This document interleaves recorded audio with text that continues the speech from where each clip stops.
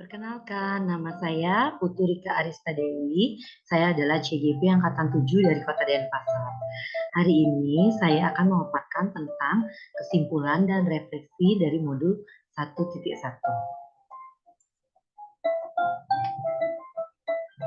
Nah, sebelum saya memulai, saya akan memperkenalkan secara singkat tentang Ki Hajar Dewantara. Jadi, Ki Hajar Dewantara lahir di Yogyakarta pada tanggal 2 Mei 1889. Beliau memiliki nama awal Raden Mas Suwardi Suryaningrat hingga diberikan nama Ki Hajar Dewantara pada tahun 1922 yang saat itu adalah tahun di mana beliau mendirikan perguruan taman siswa. Intisari dari pemikiran KHD adalah sebagai berikut. Pemikiran KHD ada 5. Pertama, menuntun. Yang kedua, menghamba pada anak. Ketiga, kodrat alam dan kodrat zaman. Keempat, bermain. Dan yang kelima adalah berbudi pekerti. Yang pertama, menuntun. Dalam menuntun, kita dapat mengibaratkan diri kita sebagai petani dan anak-anak yang kita didik sebagai benih padi. Kita sebagai pendidik hanya dapat menuntun tumbuhnya padi tersebut. Kita dapat memperbaiki kondisi tanah, memelihara tanaman padi, memberi pupuk dan air, membasmi ulat-ulat atau jamur-jamur yang mengganggu hidup tanaman padi dan lain sebagainya. Tetapi kita tidak dapat mengganti kodratnya padi. Kita tidak bisa memaksa padi itu tumbuh seperti jagung.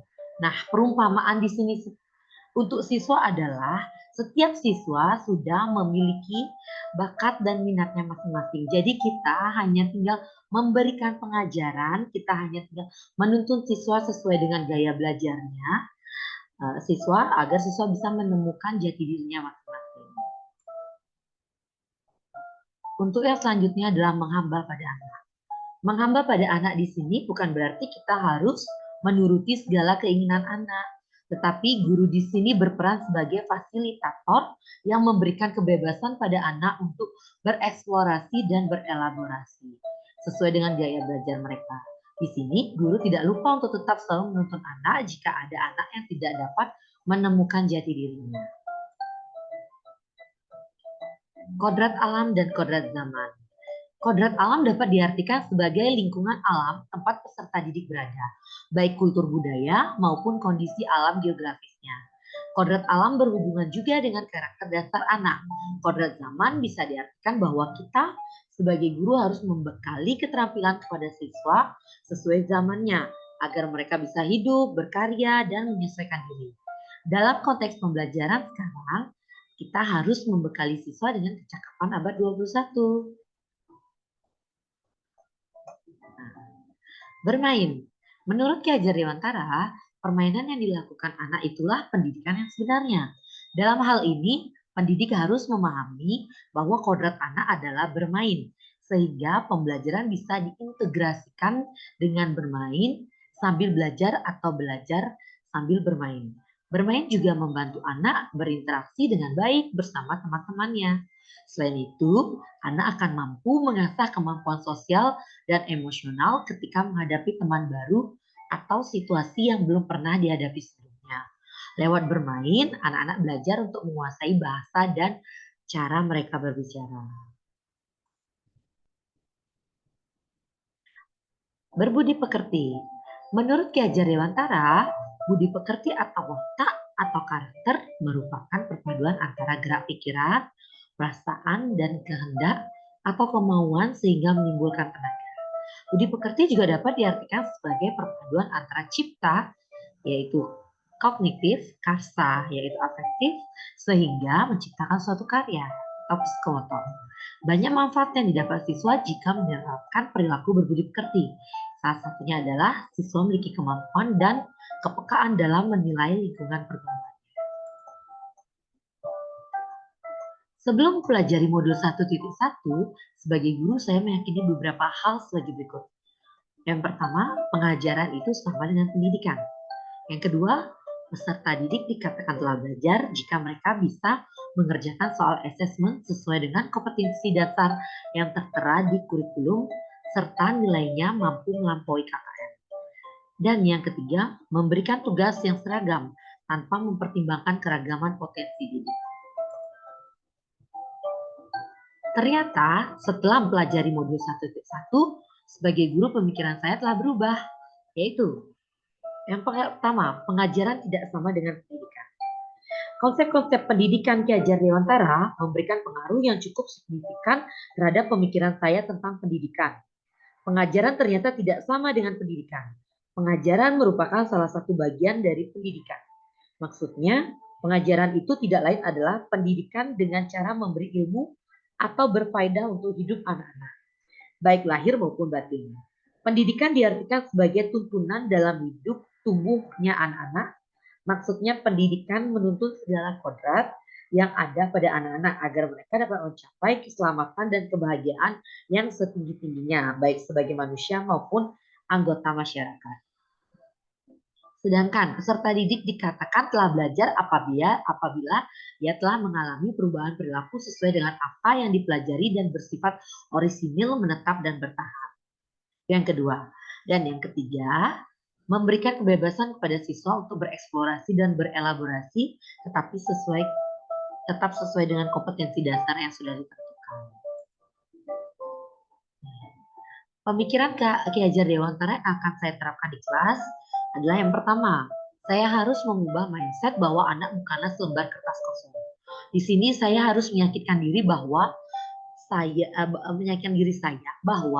setiap anak lahir sudah lengkap dengan potensinya masing-masing.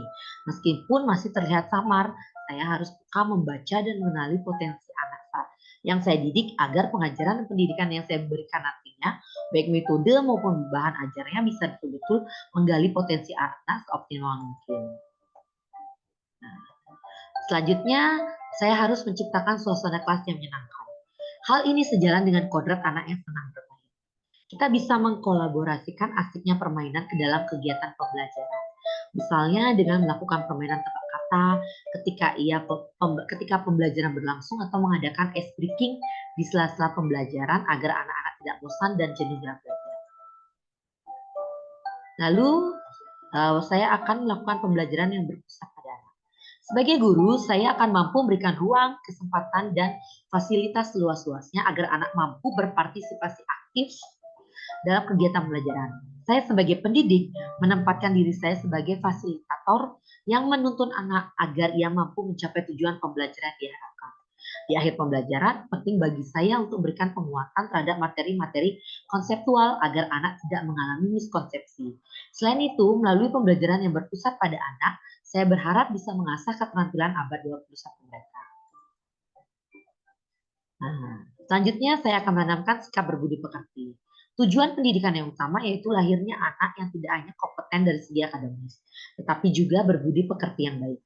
Saya sebagai guru, selain memberikan ujangan, harus bisa juga memberikan teladan yang baik. Jadi anak tidak hanya melakukan apa yang saya katakan, tetapi harapannya anak mampu meladani perilaku-perilaku baik yang saya contohkan. Dan yang terakhir, saya akan memaknai dan mengimplementasikan semboyan Ki Hajar Dewantara, yaitu 1. Ingarso Suntolodo. Dari depan saya memberikan teladan bagi setiap anak saya. Kedua, Ingma Dio Mangun Karso. Di tengah saya bisa menjadi teman yang memberikan semangat pada mereka. Dan yang terakhir, Tuturi Handayani. Dari belakang saya bisa memberikan dorongan moral serta semangat belajar. Ini percobaan apa ini? Nah, adapun beberapa kegiatan-kegiatan dokumentasi siswa yang mencerminkan pemikiran Ki Hajar Dewantara sesuai dengan konteks lokal sosial budaya di sekolah saya, antara lain yang pertama, kegiatan menuntun. Nah, sini guru menuntun siswa dalam kegiatan pembelajaran di kelas melalui diskusi kelompok. Selanjutnya, guru menuntun siswa dalam kegiatan pembelajaran di luar kelas. Dan guru menuntun siswa dalam kegiatan percobaan di kelas. Campuran, coba perbedaan lampunya kelihatan ya, nanti kalian bisa di laporan. Nah, coba yang lampu atasnya lepas. Jadi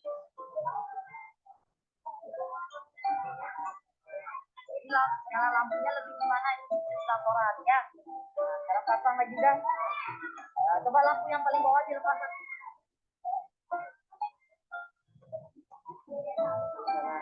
Oh, beda ya. Lampu yang di atas gimana, lampu yang di bawah gimana itu di laporan, oke.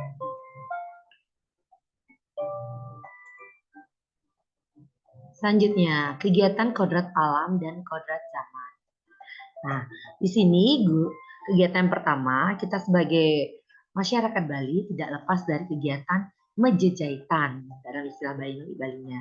Di sini guru selalu mengajarkan tentang budaya lokal di daerah asalnya.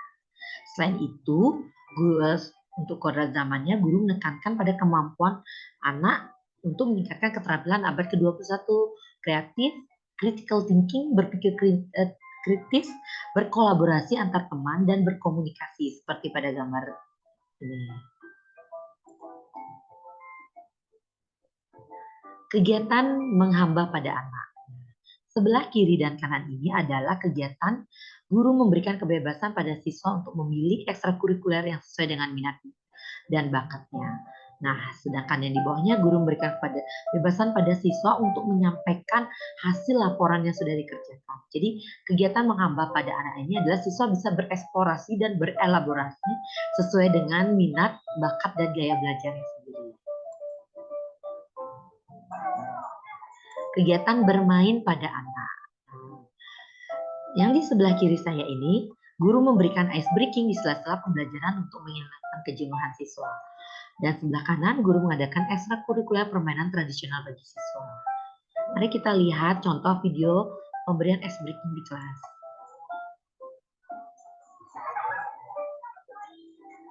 Nah, dari kegiatan ini, anak-anak tidak akan bosan atau jenuh saat full belajar di kelas. Jadi di sela-sela pembelajaran, anak-anak akan diajarkan ice breaking seperti itu.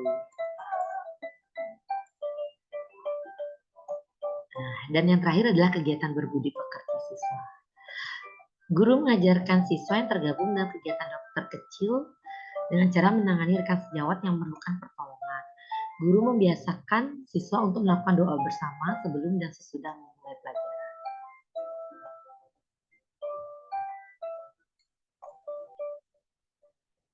Baiklah, demikian presentasi dari saya. Akhir kata, saya ucapkan terima kasih.